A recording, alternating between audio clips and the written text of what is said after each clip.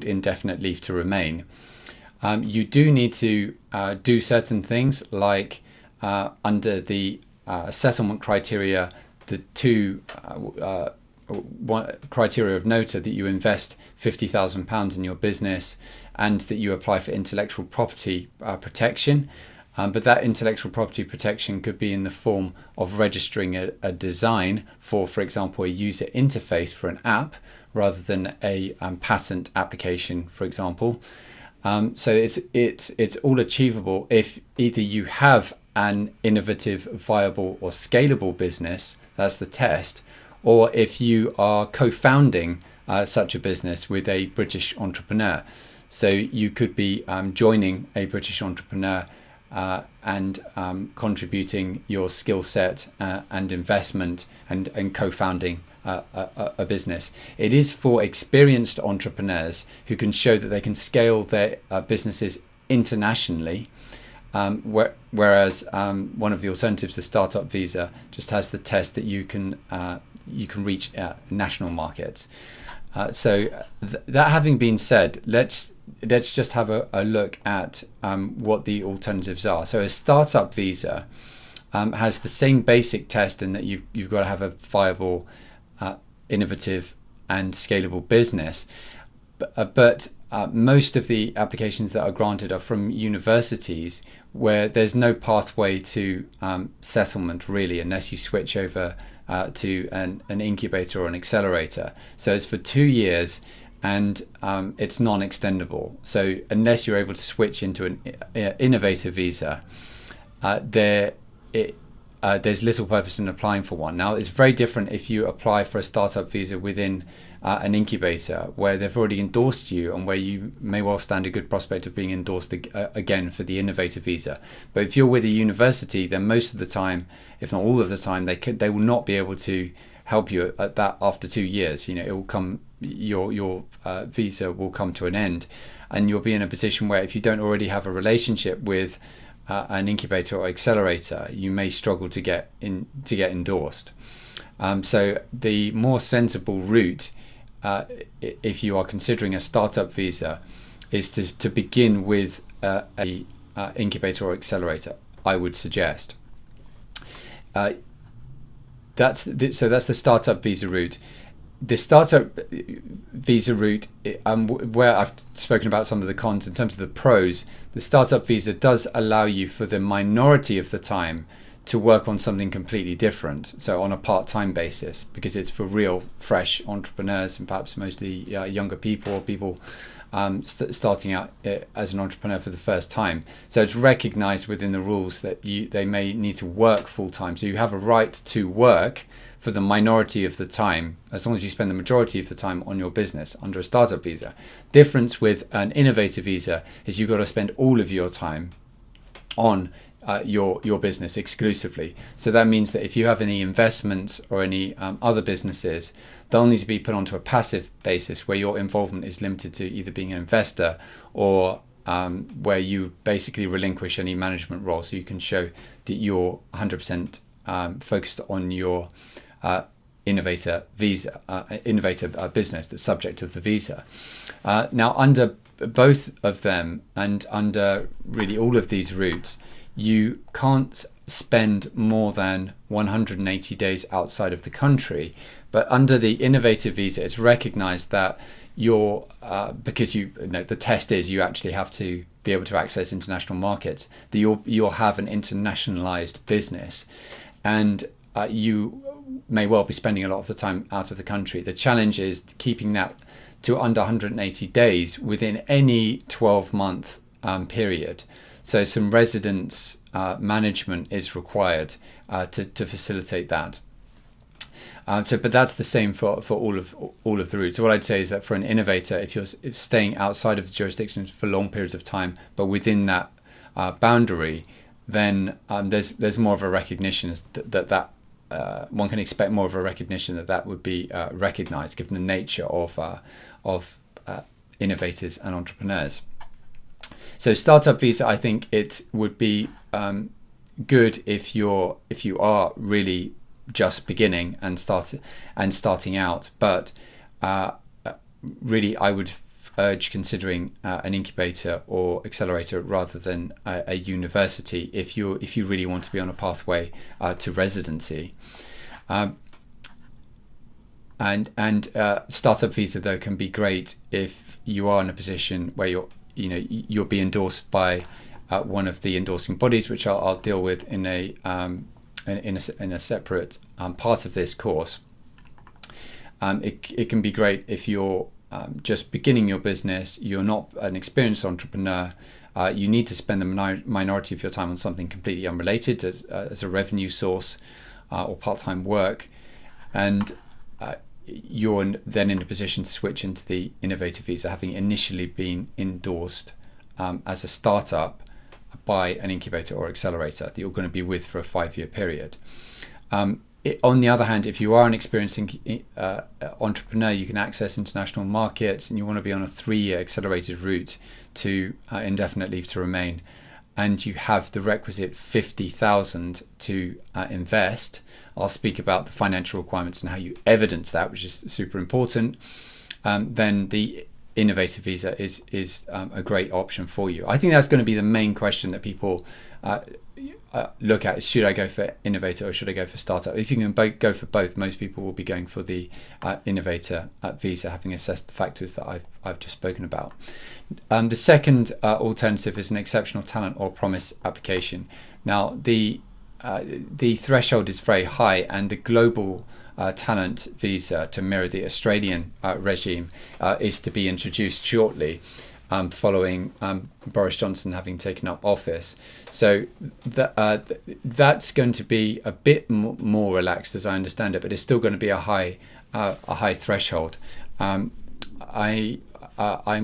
going to be, and I have videos separately about exceptional talent and exceptional promise, but the key thing to bear in mind is that it is a high threshold. If you are recognised in your field, or you're on a real pathway to industry-wide, recognition and making a contribution which advances your sector, and academically, if you're very strong, if you have a PhD, then you should be having a look at it.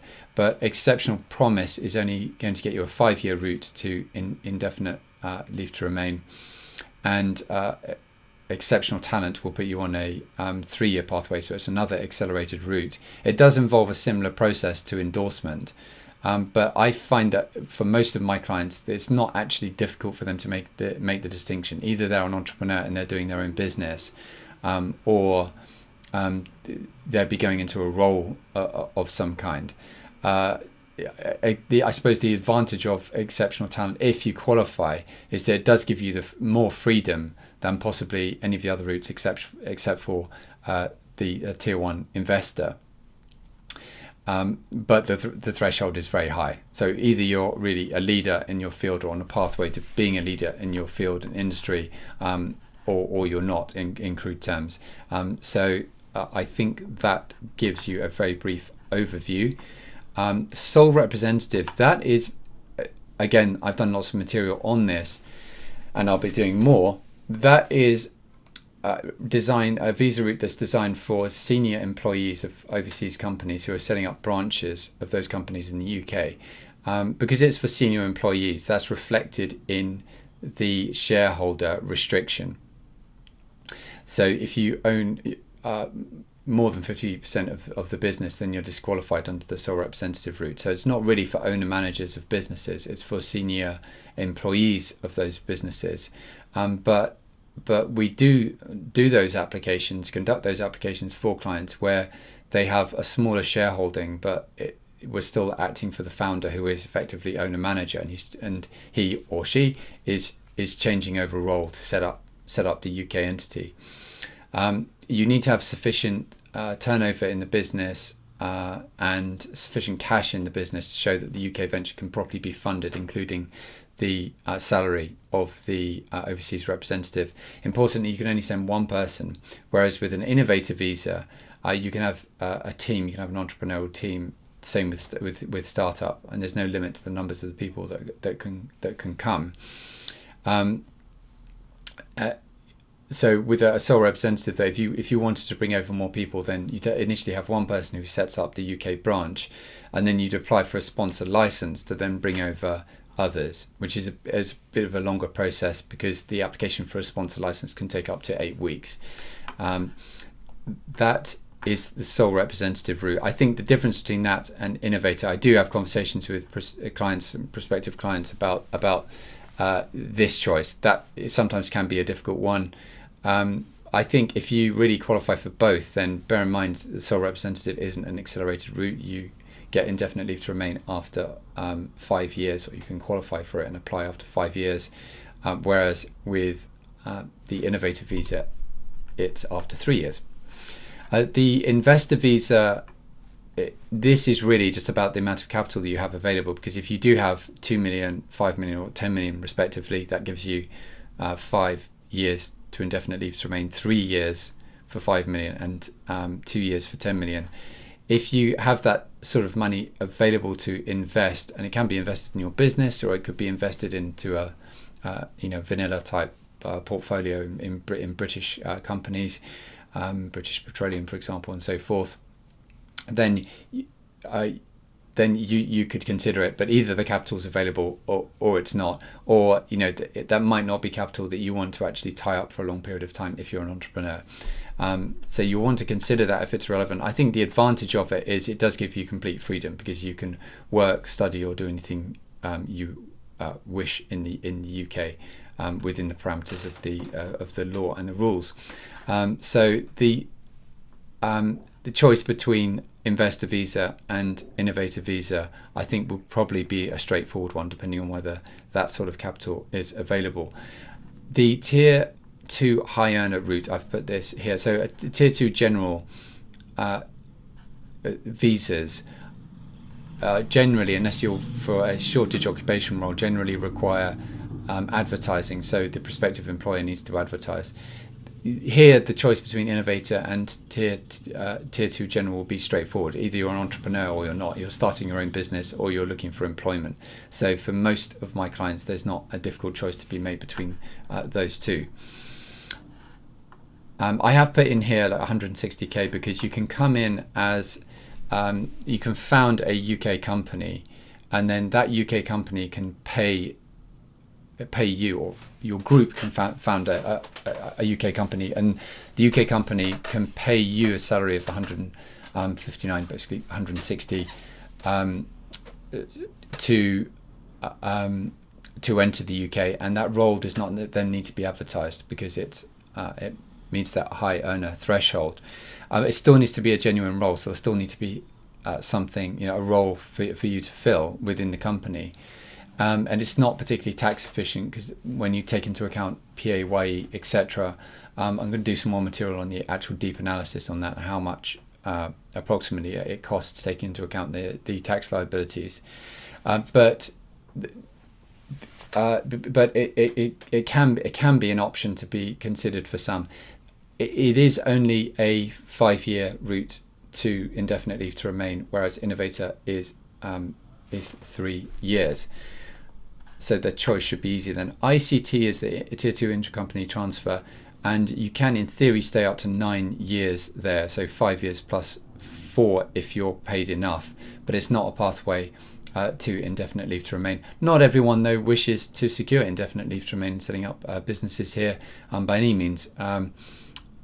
So I have clients who are simply doing business for a limited period. Indefinite leave to remain is not a priority, and there innovative visa may not really be, with the government's incentive of ILR after 3 years, may not particularly be relevant, but it may still be important to go through an innovator visa route insofar as you'd be within one of the endorsing bodies, and one of the incubators and accelerators, and some of them have a really sort of vibrant ecosystem, and can be helpful in terms of growing your business. It can be helpful to be among other entrepreneurs. So those are the options. The reason why I'm starting with this as part 1 of this 10-part course is I wanted to highlight that there are other options. There are even, of course, broader options. If you're looking to study in the UK, you can come in as a student. That's not a pathway to settlement. If you have an EU or EEA, a European family member, either directly or indirectly, then you'd need to speak with me in terms of your other options, because at least at the moment, pre-Brexit, at the time of making this video, you can have a pathway to entry into the UK on that basis, and potentially to apply for a pre-settled status and settled status, in which case you would not need to go through the Innovator visa route. If you have a British family member or spouse, for example, then there are a set of potential routes available, or a fiance, let's say. Then again, there'll be other broader considerations. But those that's the overview in terms of your likely possible viable business immigration options. I hope that was helpful. In part 2 of this video, I'm going to be looking at maintenance requirements, and I'm also going to be producing updates on your other options as more come out, for example, the global talent visa. Thanks very much. If you want to contact me for assistance, then my details are below. I'll be delighted to assist you. And we will now bring this to a close. I'll see you in the next episode.